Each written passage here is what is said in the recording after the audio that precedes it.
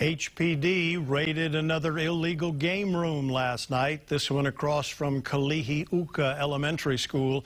Prosecutors say these game rooms are main contributors to the rash in violent crimes. Manolo Morales got some answers on what more can be done to fix the problem.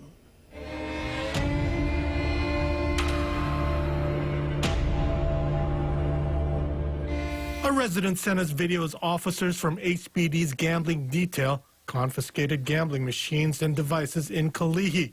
One man was arrested. You guys did a great job. Honolulu prosecutor Steve Alm has made it a point that these gambling houses are fueling the rise in violent crimes on the island. He says part of the problem is that people working in them are only charged with misdemeanors and they're released after paying a fine of $50. If they have a felony conviction, they're going to be having to see a probation officer. You know, if they have a record of a lot of other stuff, they could end up with some significant jail time.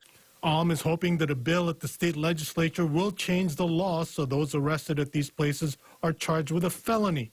Alm points out that a felony conviction could also force the workers to turn against who's in charge of the operation.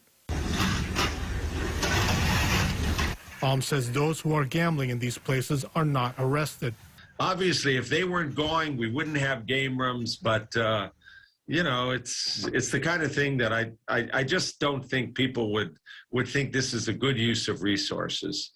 Alm adds that a test case now in civil court would go after landlords if they are aware that their property is being used as a gambling house. If we are successful with that, the building owner could be prohibited from using the property for any reason for up to a year. And that would be, you know, a building owner would absolutely not want that to happen. The Honolulu Police Commission chair shares the same concern and says these game rooms are a blight to the community. She adds that it's now more important for residents to be vigilant. If we see something that looks strange, if there are large machines that appear not to be a household appliance, we should be alerting ourselves and then perhaps just monitoring that type of activities. More stuff still coming out. Aloha. Manolo Morales, KHON2 News, working for Hawaii.